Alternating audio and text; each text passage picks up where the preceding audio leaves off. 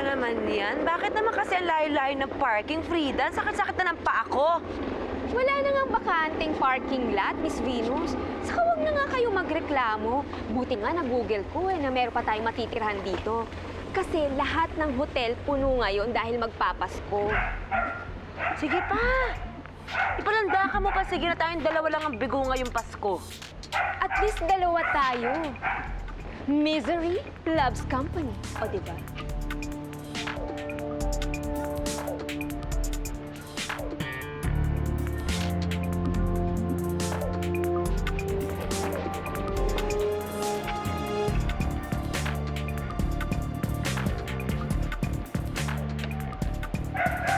Ano po yun?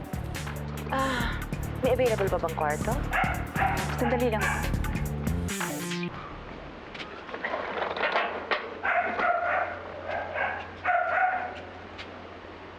Welcome to Sinukuan Retreat House. Ang lugar para sa mga sinukuan na at suko na rin sa pag-ibig. We offer different packages para sa iba't ibang needs. Kayo, anong kailangan nyo?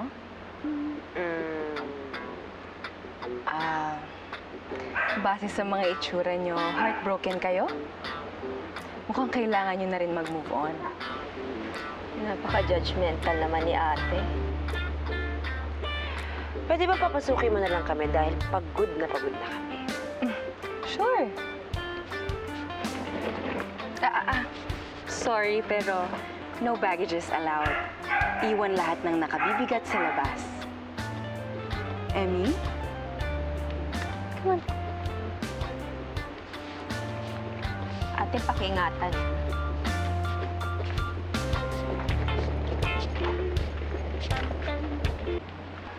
This is the necessary first step para sa lahat ng programs. Oh. Self-examination. Oh. Yeah, pero don't worry, hindi naman nila kayo i-judge. Kasi gaya ninyo, lahat naman sila dito ay may kanya-kanya ring pinagdadaanan. May mga namatayan, may hindi ibinalik ang feelings, Oh! at meron din namang iniwan for another woman. Oh!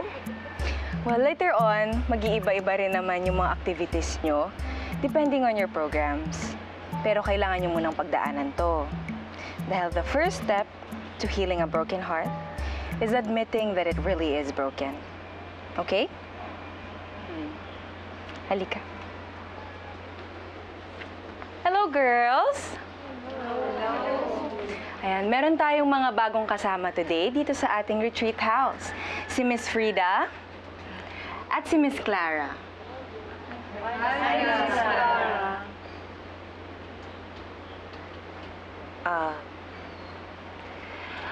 Hi, I'm Clara. And I'm heartbroken. Meron akong fiancé, pero nagagusto siya sa ibang babae. Hindi ko na kaya ipilit yung sarili ko. Excuse me, Miss Clara. Sige, tuloy mo lang pag-share mo. Makikinig sa'yo ang mga fellow heartbroken sisters mo. Yeah? Yun lang. Thank you.